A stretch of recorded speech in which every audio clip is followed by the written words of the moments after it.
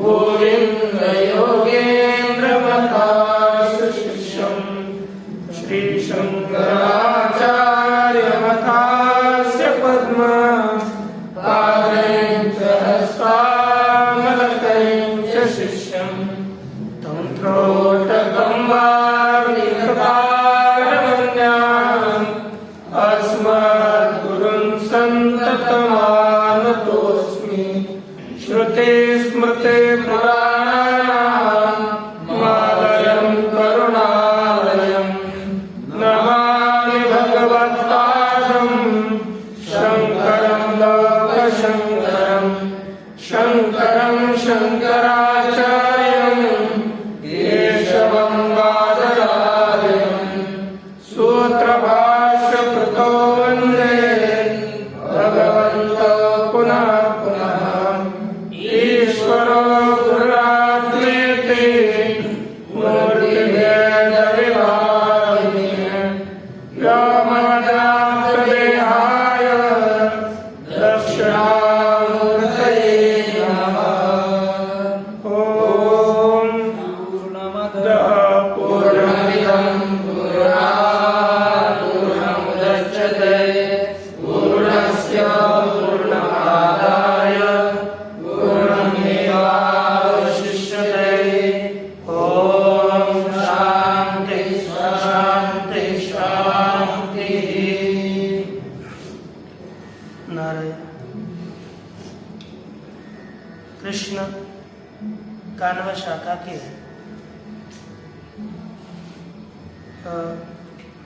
ईशावास्य उपनिषद का विचार करते हुए प्रथम मंत्र का विचार देखा। ईशावास्यमिदं सर्वं यत्किंच जगत्यां जगत तेन त्यक्तेन भुञ्जीथा मा रुद्र कस्यस्विद्धन। इस मंत्र का विचार किया था। इस मंत्र का सरल अर्थ है ये जगत्यां यत्किंच जगत तद ईशावास्यम तेन त्यक्तेन भुञ्जीतः कस्यचित् कस्यस्विद् धनं मा गृध। ये मंत्र है। इसका अर्थ जगत्यां यत्किंच इदं सर्वं जगत। जगत्यां अर्थात पृथ्व्यां, यह पृथ्वी सब जगत का उपलक्षक है। पृथ्वी में यत्किंच जगत, जो कुछ जगत है वह सब इदम का अर्थ दिया पूर्व दृश्य में इंद्रियों के द्वारा ग्रहित किया जाने वाला इस जगती का अर्थ यद्यपि शब्दशः पृथ्वी है तो त्रिलोकी ले लो अथवा चतुर्दश भुवन। इस चतुर्दश भुवनों में जो कुछ भी जगत है वह ईशावास्यम ईश्वर के द्वारा आच्छादित करना चाहिए, परमात्मा के द्वारा आच्छादित करना चाहिए। अर्थात यह इस संपूर्ण जगत में परमात्मा की व्याप्ति है। अर्थात यह संपूर्ण जगत परमात्मा ही है, ऐसा समझना चाहिए। इतना अर्थ यहाँ पर आप बोलोगे तो ये वास्यम का अर्थ आच्छादित करना चाहिए, लेकिन हम लोगों को आच्छादित करना चाहिए। अर्थ हम लोगों ने इस संपूर्ण जगत को परमात्मा रूप समझना चाहिए। ये साधक को करना है। इससे क्या होगा? संपूर्ण जगत परमात्मा ही है ऐसा समझने से परमात्मा का स्वीकार होगा और जगत का त्याग होगा। यही जगत का त्याग है। संपूर्ण जगत को परमात्मा रूप समझना अर्थात यह संपूर्ण जगत अध्यस्त है। अध्यस्त पदार्थ अधिष्ठान रूप होता है। अधिष्ठान से अतिरिक्त अध्यस्त पदार्थ की सत्ता नहीं होती। होती है क्या? अध्यस्त से अतिरिक्त, अधिष्ठान से अतिरिक्त अध्यस्त की सत्ता नहीं होती। जैसे हम सर्प को रज्जु रूप ही मानते हैं, अर्थात सब सर्प को रज्जु समझते हैं। सर्प को रज्जु समझना अर्थात क्या हुआ? सर्प को अध्यस्त समझना और अधिष्ठान को ही सत्य समझना। उसी तरह जगत को परमात्मा रूप समझना अर्थात जगत को अध्यस्त समझना। जगत की अध्यस्त की सत्ता अधिष्ठान से अतिरिक्त नहीं होती, इससे अर्थात परमात्मा ही एक है, जगत है ही नहीं, ऐसा समझना। इससे क्या हो गया? जगत का त्याग हो गया और परमात्मा का स्वीकार हो गया। यदि हम अपने आत्मा की रक्षा करना चाहते हैं तो इसी तरह का जगत का त्याग करना होगा और आत्मा का स्वीकार करना होगा। इसलिए कहा कि तेन त्यक्तेन भुंजिथा, उस त्याग के द्वारा अर्थात उस जगत के त्याग के द्वारा भुंजिथा अर्थात आत्मानं पालयेथा इत्यर्थ, अपने आत्मा की रक्षा करे। क्योंकि आत्मा का पालन जगत को मिथ्या समझने से ही है। जगत को सत्य समझने से अपने आप का पालन संभव नहीं है, क्योंकि आत्मा को यथार्थ रीति से जानना यही आत्मा का पालन है, यही आत्मा का उद्धार है। यदि नहीं तो क्या होगा? जगत मिथ्या पदार्थ के साथ हम लोगों का जितना संबंध बढ़ेगा उतना उतना आत्मा का घात ही रहेगा। इसलिए आत्मा का घात न हो, आत्मा का उद्धार हो तो आत्माकार वृत्ति बनानी पड़ेगी। जगताकार वृत्ति को छोड़ करके आत्माकार ही वृत्ति होनी चाहिए, तभी आत्मा का पालन होगा, आत्मा का उद्धार होगा, नहीं तो महान विनाश होगा। अब आप कहोगे कि आत्मा को जानना है, यह संपूर्ण जगत आत्मा से आच्छादित है, यह समझना है कि नहीं? ये ध्यान में तो आ रहा है ना, ये समझना है। उसके लिए साधन क्या है? तो आगे कहा वैराग्य, वैराग्य होना चाहिए। वैराग्य से उपलक्षित साधन चतुष्टय संपन्नता पूरी लेनी है। वैराग्य को द्योतित करने की शब्द शायद तो नहीं दिया वहां पर अर्थ, लेकिन यहाँ पर वैराग्य का अर्थ द्योतित होता है। कौन सा पद है? माँ वृद्ध कस्यस्वी धनम, किसी के भी धन की आकांक्षा मत करो। इससे क्या होगा? वैराग्य।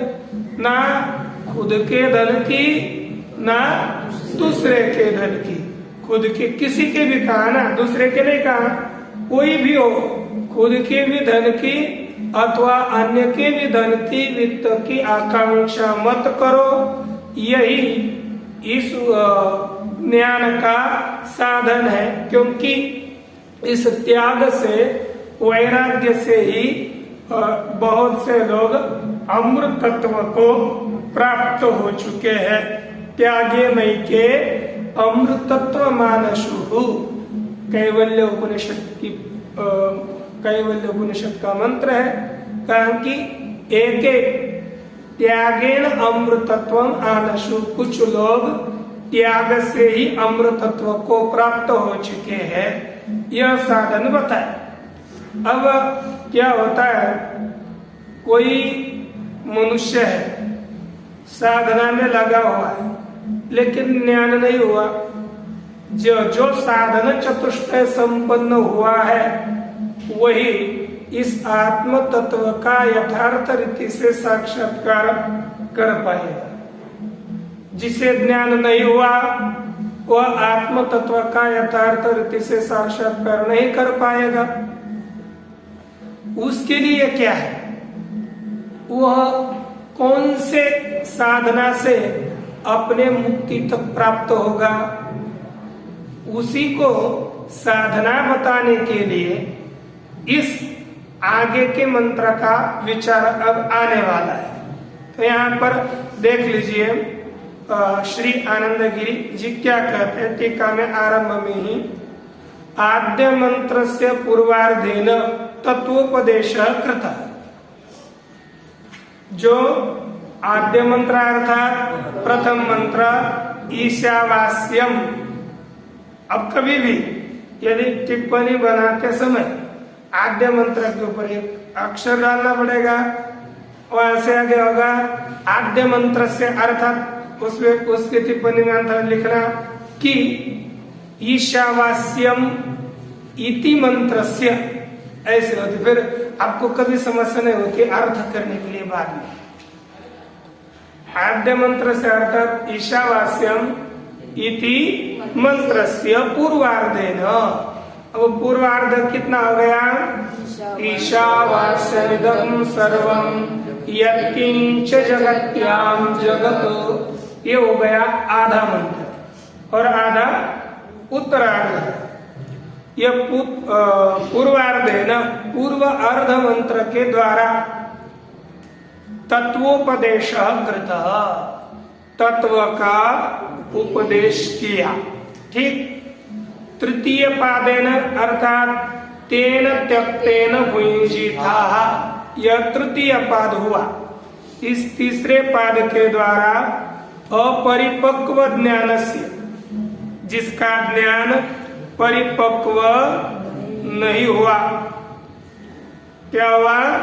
जिसका ज्ञान परिपक्व नहीं हुआ, ऐसा जो मन साधक है, इसी को टिप्पणी में लिखा हुआ है।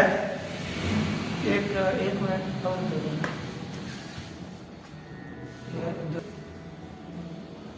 आद्य मंत्र से पूर्वार्धेन तत्वोपदेश कृता, तृतीय पादेन अर्थात पीछे, तृतीय पादेन अर्थात तेन त्यक्तेन भुञ्जीथा, इस पाद के द्वारा अपरिपक्व ज्ञानस्य, यहाँ पर आपको अपरिपक्व ज्ञानस्य संन्यास विधि रुक्ता, जो अपरिपक्व ज्ञान वाला है, जिसका ज्ञान दृढ़ नहीं हुआ। आत्म साक्षात्कार बोले हम, देखा पीछे एक दृढ़ आत्म साक्षात्कार और दूसरा अदृढ़ आत्म साक्षात्कार, परिपक्व और अपरिपक्व। अपरिपक्व जो आत्म साक्षात्कार जिसका है, ऐसा जो अपरिपक्व ज्ञान वाला मनुष्य है, उसे संन्यास विधि ही उक्त है। ठीक, संन्यास विधि बताए। उसके बाद चौथा पाद है, चतुर्थ पादेन संन्यासिनो नियम विधि रुकता है। चौथा पाद है कि सन्यासी को एक नियम है, किसी के भी धन की इच्छा नहीं करना, किसी के भी धन को न लेना, यह सन्यास विधि बताई हुई। अच्छा, ठीक ना। इसके ऊपर एक टिप्पणी दी हुई है 8 नंबर की, नीचे देखिए, अपरिपक्व ज्ञान से संन्यास विधि रीति अनेन परिपक्व ज्ञाने साधनीभूत अपरिपक्व ज्ञानाधिकारिक विविदिशा संन्यासो वैध। इससे क्या हो गया? अपरिपक्व ज्ञान वाला, अर्थात जिसको ज्ञान सुदृढ़ नहीं हुआ, आत्म तत्व का साक्षात्कार करना चाहता है लेकिन अभी तक नहीं हुआ, ऐसा जो साधक है वो कौन सा है? विविदिशु, जानने की इच्छा कर रहा है। यहाँ देखिए, अनेनो अर्थात अपरिपक्व ज्ञान से संन्यास विधि इति अनेन वाक्य परिपक्व ज्ञाने साधनीभूत, परिपक्व ज्ञान में साधन रूप, भूत शब्द का अर्थ समझिए, रूप साधन, अपरिपक्व ज्ञानाधिकारिक, अपरिपक्व ज्ञान है जिसका, ऐसे अपरिपक्व ज्ञान अधिकारी वाला, जिसका ज्ञान परिपक्व नहीं हुआ, ऐसे ही अधिकारी वाला विविदिशा संन्यास है। कौन सा संन्यास? विविदिशा संन्यास। और वो कैसा है? वैध, वैध अर्थात विधि के द्वारा बताया हुआ है। विधिना प्रोक्त इति वैध। यह विविदिशा संन्यास भी विधि के द्वारा ही बताया हुआ है, यह निर्धारित हुआ। परिपक्व ज्ञानाधिकारी का और जिसका ज्ञान परिपक्व हो चुका है, ऐसे परिपक्व ज्ञान अधिकारी वाला जो संन्यास है, कौन सा? विद्वत संन्यास। वह ज्ञान का फल रूप संन्यास है। ज्ञान का पहला का ज्ञान का साधन रूप संन्यास, दूसरा है ज्ञान का फल रूप संन्यास। वह विद्वत संन्यास है और वह कैसा है? अवैध है। वो वैध नहीं है, विधि के द्वारा बताया हुआ नहीं है, वो तो स्वयं हो चुका है। वह साधना करते करते ज्ञान हुआ और उसका स्वयं ही संन्यास हो गया, ये वैध संन्यास है, अवैध है।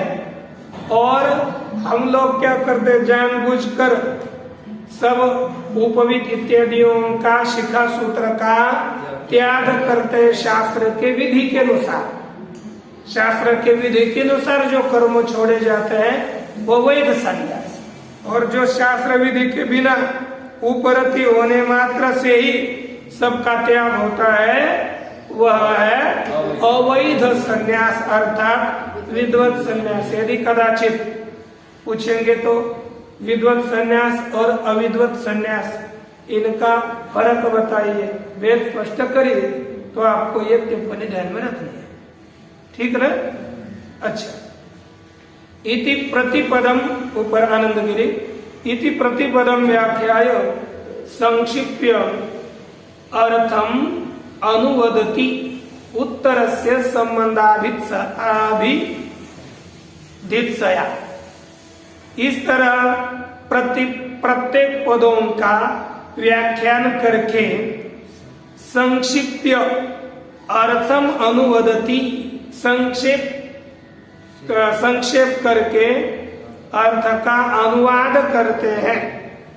कौन? यहाँ पर लिखना, अनुवदति श्री शंकराचार्य इति शेषः। अर्थात कौन कहते हैं? श्री शंकराचार्य जी कहते हैं।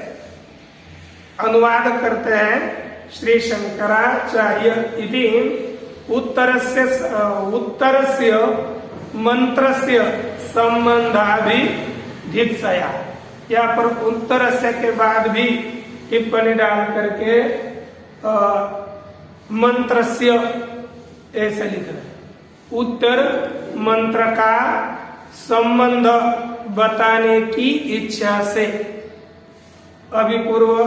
अभिपूर्वस्तु ही भाषण है ना, बताने की इच्छा से श्री शंकराचार्य जी क्या कर रहे हैं? अभी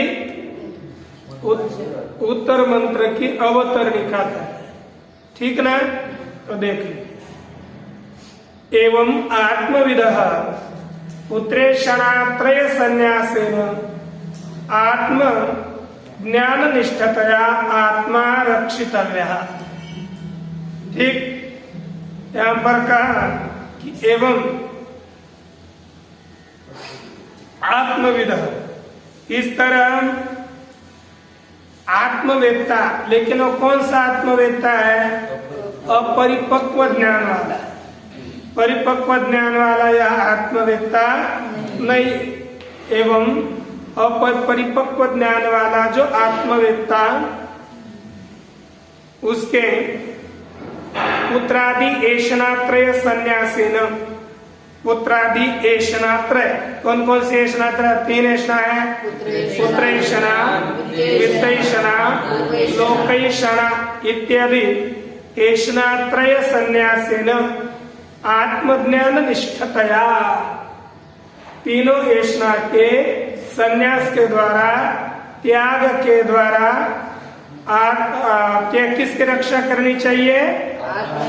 आत्मज्ञान की, ने आत्मज्ञान निष्ठ होकर, यानी आत्मज्ञान निष्ठा, जैसे आत्मज्ञाने एव निष्ठा यस्य स आत्मज्ञान निष्ठा, तस्य भाव आत्मज्ञान निष्ठता तया, अर्थात आत्मज्ञान निष्ठ होकर के निष्ठा रूप से रक्षितव्य आत्मा, आत्मा की रक्षा करनी चाहिए इति एष वेदार्थ।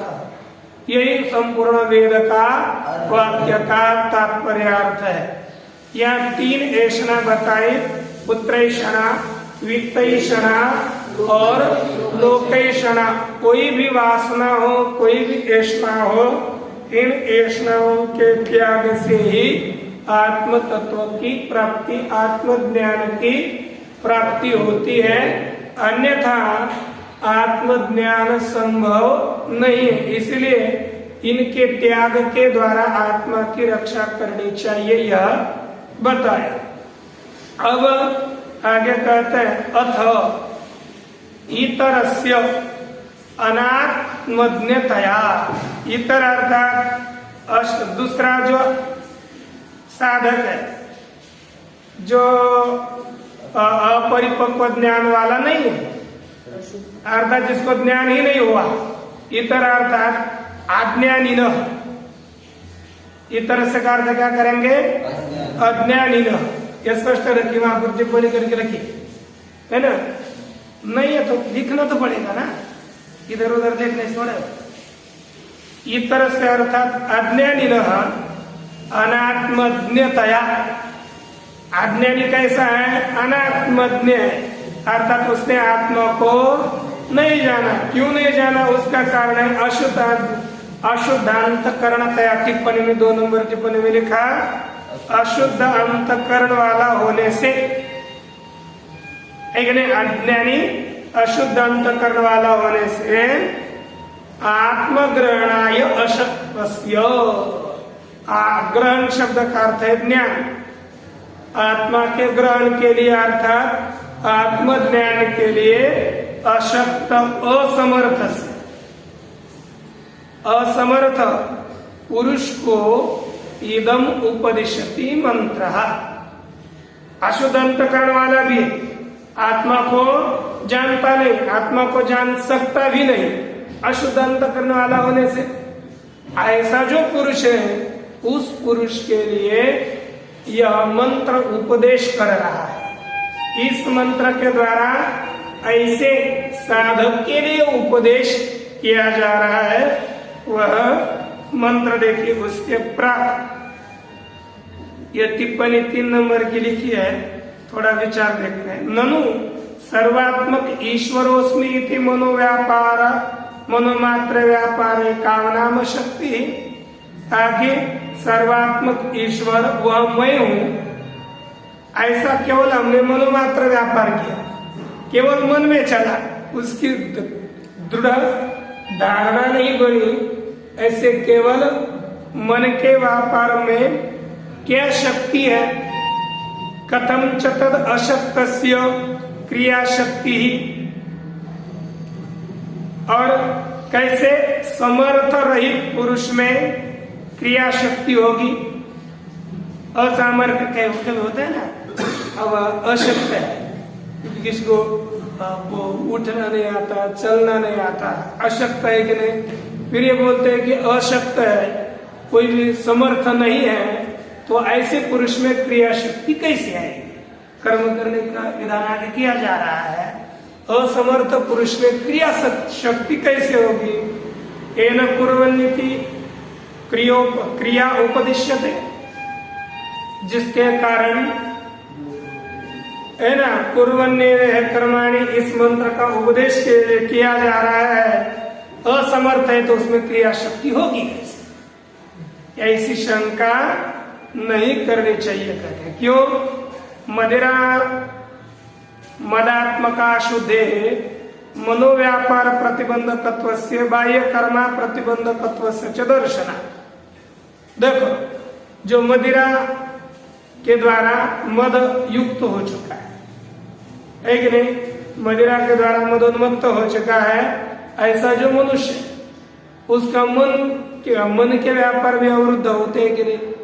मन भी कुछ काम नहीं करता उसका ठीक तरह से, क्या बोलता है क्या करता है उसको भी पता नहीं, जाकर गड्ढे में गिर जाता है 2-4 घंटे, फिर उड़ लेता है। मनोव्यापार भी उसका बंद पड़ा कि नहीं वहां पर। शुरुआत में चले भरे, लेकिन एक बार उसके ऊपर नशा चढ़ गई तो फिर वो कुछ भी नहीं कर पाता ना। उसकी न इंद्रिया काम करती है, बाह्य इंद्रिया, न मन का व्यापार होता है। पहले कहीं ना मदिरा मदात्मक अशुद्ध है, मनोव्यापार प्रतिबंधक, अर्थात मन के व्यापार का प्रतिबंधित होना, और बाह्य कर्म अप्रतिबंधक। मन के व्यापार तो प्रतिबंधक हो गए, मन को कुछ पता नहीं चल रहा क्या कर रहा है, लेकिन हाथ पैर किसी को गाली में कुछ तो चल रहा है। बाह्य व्यापार का अप्रतिबंध हो रहा है। ये देखे जाने से उसी तरह ये यहाँ पर क्या हो रहा है, मुंह मदिरा पिया हुआ है, यहाँ पर लौकिक मदिरा पिए है, और यहाँ पर मुंह रूपी मदिरा आप भी पी चुके हो ना, मुंह मदिरा है ना। अर्थात जो अज्ञानी है वो मुंह मदिरा से ग्रस्त है। वैसे मुंह मदिरा थो अशुद्ध रेव ही प्रकृति अशक्ति ही, मुंह मदिरा के द्वारा अंतकरण जो अशुद्ध हुआ, यह अशुद्धि ही अंतकरण की अशक्ति है। मध्यमत्व ही, मद से मत्त हुआ ऐसा पुरुष सिर परिचितम अपि गृहादि न अनुसंधातुम अलम, है कि नहीं। चिर पर दीर्घ काल से बचपन से जिस घर में रह रहा था उस ये अपना घर है ऐसा भी नहीं समझता। दारू पिया हुआ, मदिरा पिया हुआ समझता है, वो बोलेगा ये मेरा घर नहीं है, फिर किसका है तो ही जानता है, ऐसा बोल ही लेता है। तो ऐसे ही वक्ति भूमते गच्छति च वर्णादो असंबंधत्व, है कि नहीं। लेकिन उस मदिरा पिया हुआ है तो भी कुछ ना कुछ तो बोलता है, कुछ ना कुछ तो उसको खाने के लिए दे तो भले आधा वार फेंके, लेकिन कुछ तो कुछ खाता है। देखा है ना, नहीं देखा बस गच्छति च, और कहीं ना कहीं जाता भी है, लेकिन वचनादो असंबद्धत्वम, बोलते समय असंबद्ध बोलता है, ठीक नहीं बोलता। यह असंबद्धत्व क्यों है, मनोव्यापारा सामर्थ्य सूचकम, मनोरूपी व्यापार का असामर्थ्य सूचित कर रहा है। अर्थात इससे समझना है जैसे यहाँ लोक में होता है उसी तरह यहाँ पर भी संभव है। यह मंत्र इसी मंत्र का उसी के विषय में उपदेश कर रहे हैं कि कुर्वन्नेवेह कर्माणि जिजीविषेत् शतं शमाः एवं त्वयि नान्यथेतोऽस्ति न कर्म लिप्यते नरे। इस मंत्र का अर्थ कहा कि यह कर्माणि कुर्वन् एवं शतं समाः जिजीविषेत्,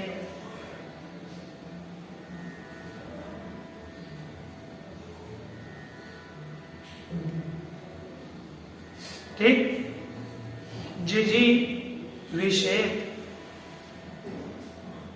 एवं त्वयि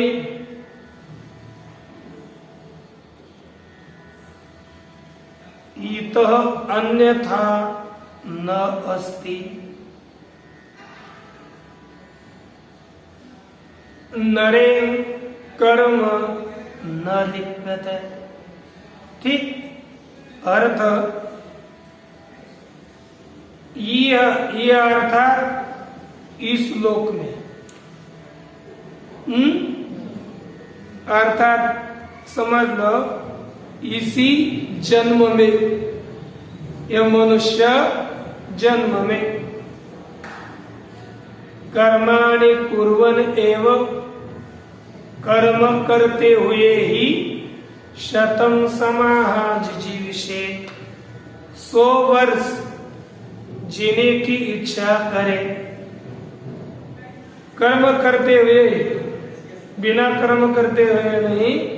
जो अज्ञानी अनधिकारी है वह कर्म करते ही, इस जन्म में कर्म करते हुए ही जीने की इच्छा करे। इत अन्यथा त्वयि, एवं अर्थात इस प्रकार, इत अन्यथा त्वयि न अस्ति, इससे अन्यथा, अन्यथा अर्थात अन्य प्रकार से कोई कर्म नहीं है, अर्थात इससे अन्य प्रकार कोई नहीं है।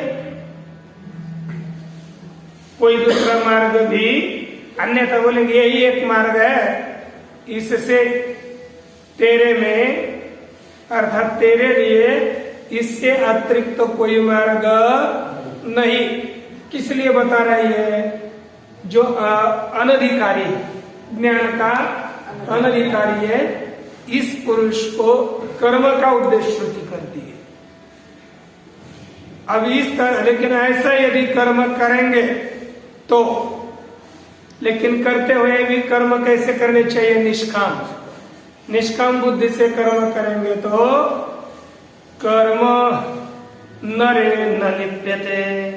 अब यहाँ पर त्वयि का देहली दीप न्याय से नरे में दोनों जगह पर एवं त्वयि नरे इतः अन्यथा न अस्ति, कर्म नरे त्वयि नरे कर्म न लिप्यते, तुझ पुरुष में कर्म का लेप नहीं होगा। यह सरल अर्थ बताया। आगे देखिए भाष्य।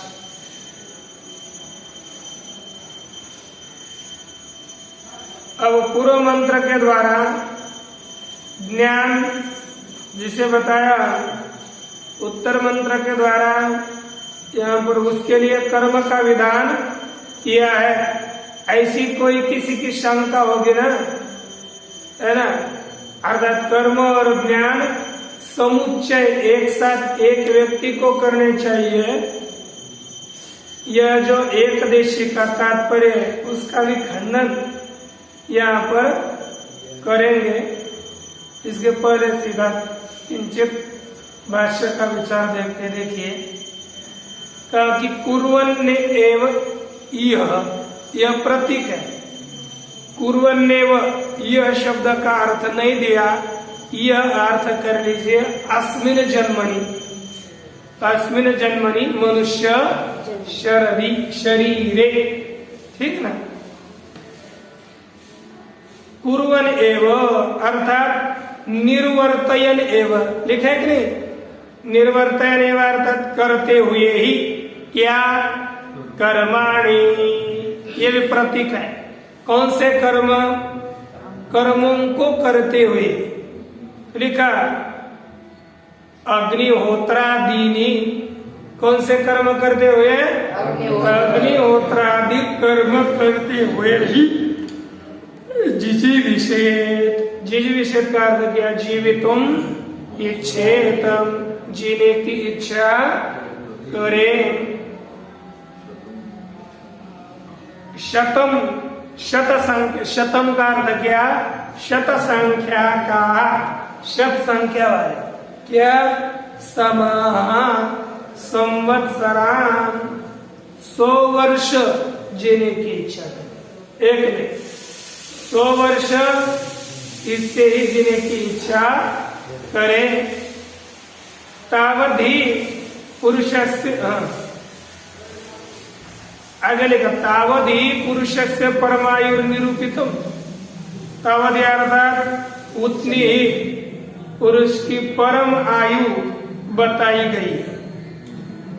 कितनी है? शतायुर्वयी पुरुष, यानी पुरुष की आयु ही है 100 वर्ष।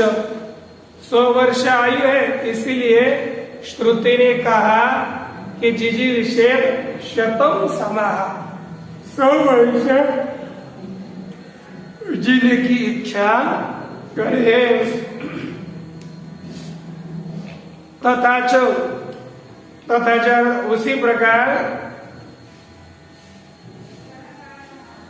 प्राप्तानुवादेन, ये दूसरे मंत्र के द्वारा बताया था ना, शतायुर्वे पुरुष, ये तो पहले से प्राप्त है।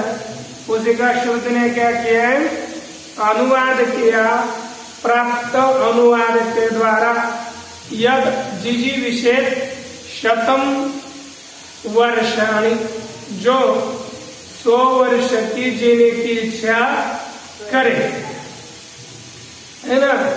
लेकिन कभी भी जो मनुष्य 100 वर्ष जीने की इच्छा करता है, केवल ऐसा ही जीने की इच्छा नहीं करनी चाहिए। फिर क्या करना चाहिए, आगे पंक्ति में लिखा, तत्पूर्वन एवं, वह करते हुए ही जीना चाहिए। क्या, कर्माणि इति एतद्विधि, है ना।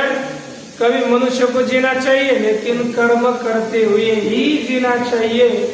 बिना कर्म करते हुए नहीं जीना चाहिए। कर्म करते करते ही जीव, बिना कर्म के नहीं।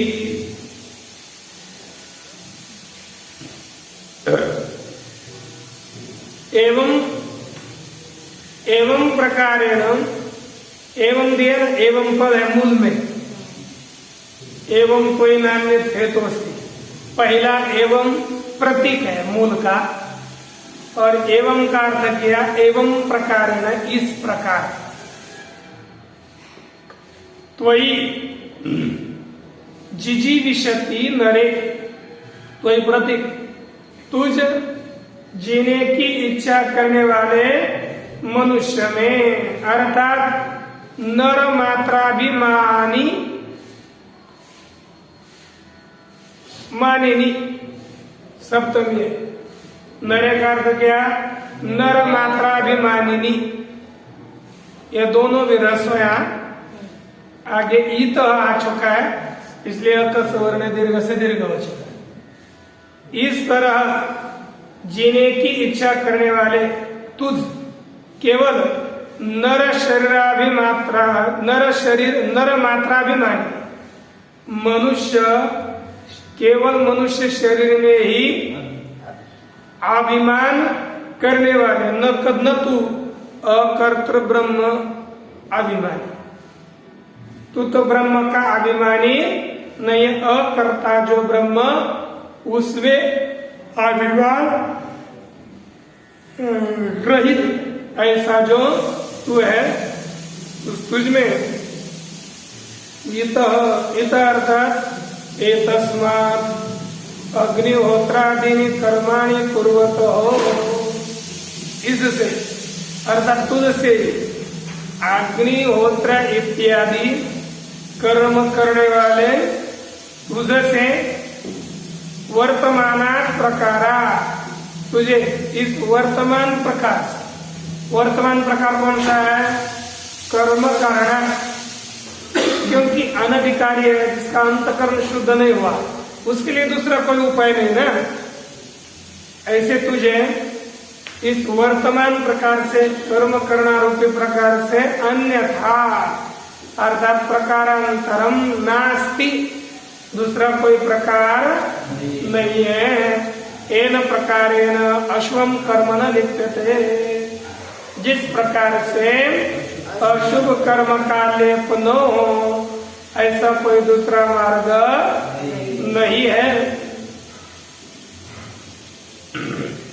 कर्मणा न लिप्यते इत्यर्थ, कर्म के द्वारा लिप्त नहीं होता, इसका दूसरा कोई मार्ग नहीं है। एक ही मार्ग है, क्या, कौन सा मार्ग है, कर्म करना।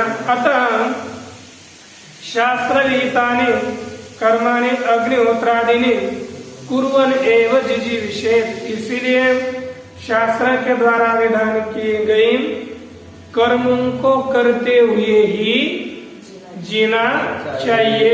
यह पूरे मंत्र का तात्पर्यार्थ बताया है। गए शब्दार्थ किया, यहाँ पर यह अर्थ बताने के बाद अब एक देशी है, एक देशी शंका करता है और उसका उत्तर सिद्धांती देंगे। ये कथम पुनरिदम अवगम्यते, यहाँ से आगे शंका और उत्तर होगा। आज का विषय है रखे बाकी कल। पूर्णमदः पूर्णमिदं